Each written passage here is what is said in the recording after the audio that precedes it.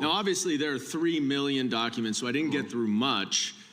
But one thing I didn't see was the client list that you said you had on your desk a year ago. So, Ms. Bondi, will you commit right here to immediately providing those 2 documents in unredacted form to members of Congress? Not a complicated question. Well, I guess it is for you because you have a law degree and those are privileged.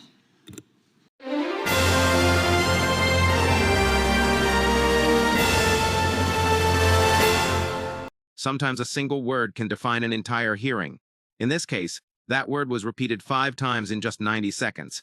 Pam Bondi gave the same response over and over as Dan Goldman pressed her to explain why documents that Congress is legally entitled to review were still redacted.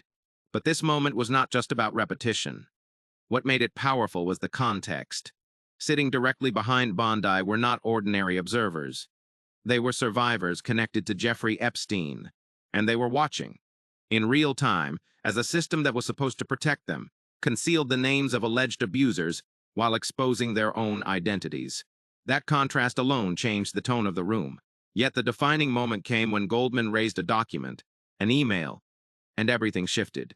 Bondi's expression tightened, because for the first time, she was confronted with a question that could not easily be deflected with the word privileged. Instead of addressing the substance of the question, she redirected the exchange and criticized Goldman personally, referencing his past work. And in doing so, she revealed something important. This was no longer just a legal disagreement. It had become a defensive reaction under pressure. If you watch this sequence carefully, the situation becomes clear. This was not simply about redacted files. It was about control. Who decides what information is released, what is hidden, and why? And the cameras captured the precise moment when Bondi appeared to recognize that her position was becoming harder to defend. For viewers, this is why the moment matters. Goldman did more than ask questions. He formally entered 147 pages of unredacted material into the congressional record. That act alone shifted the stakes, because once documents enter that record, they carry the potential to become public unless legally blocked. Bondi's legal team is now working to prevent that from happening. The setting was the House Judiciary Committee, room 2141, on February 11, 2026. Goldman approached the microphone carrying 2 items, a folder of documents he had reviewed at the Department of Justice, the day before, and a printed copy of the law requiring full disclosure of Epstein-related materials. By this point, Bondi had been testifying for hours. The fatigue was visible in her posture and tone. Her attorney had leaned in multiple times, quietly advising her the thick binder in front of her, containing redacted files, remained largely untouched. But the most powerful image in the room was not at the table. It was behind her. 14 women sat in silence. Their names had been left unredacted in documents released weeks earlier. At the same time, the names of individuals accused of harming them had been carefully blacked out. And throughout the entire hearing, Bondi never turned around to acknowledge them. Goldman, however, approached the situation differently. Before entering politics, he spent nearly a decade as a federal prosecutor. He handled complex cases involving organized crime and financial fraud.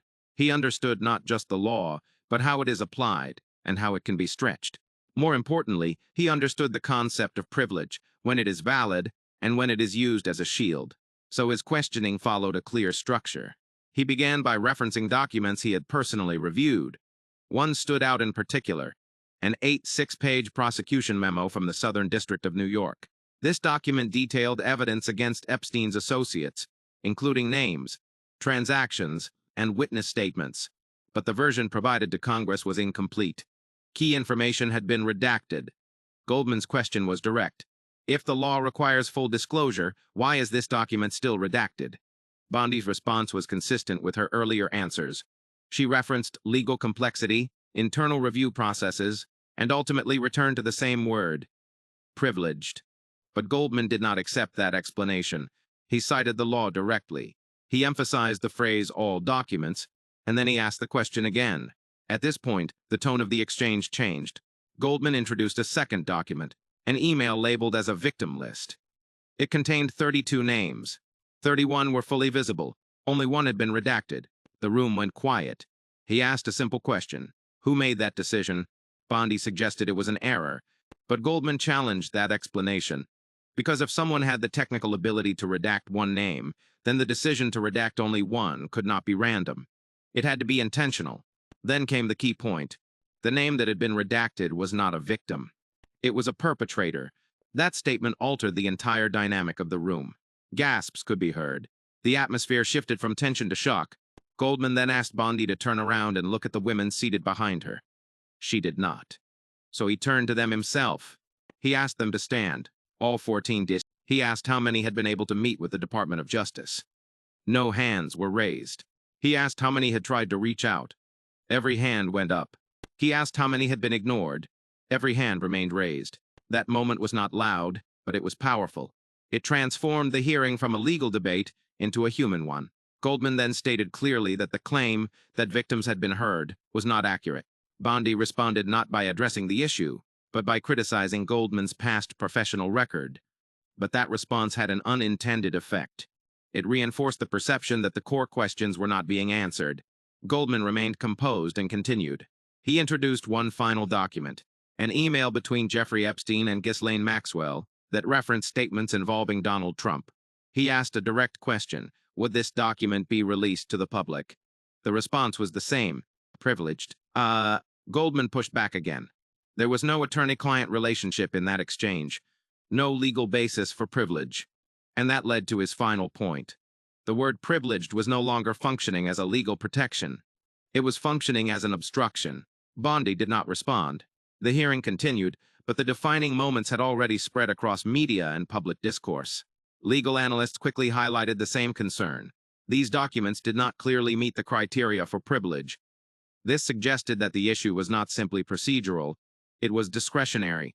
And that distinction matters, because discretion implies choice, and choice raises questions. From an analytical standpoint, two layers emerge. The first is legal. Does privilege apply in these cases? The second is institutional. Who benefits from these decisions? Goldman's strategy connected both. He did not rely on accusations. He relied on structure, questions that narrowed the space for ambiguity. And as those questions accumulated, the answers became less clear, which in itself is revealing. The image of the hearing quickly became defined by three moments: the repeated use of a single word, the presentation of documents, and the silent presence of the victims. These were not just details, they were symbols, because sometimes what is seen carries more weight than what is said. And what was seen raised difficult questions. If these documents can be released, why are they still hidden? If mistakes were made, why are they not acknowledged? And most importantly, who is being protected? There are still no definitive answers, but one thing is clear: this story does not end in that room. Because once those documents entered the congressional record, the process changed. Now, the focus shifts to what happens next.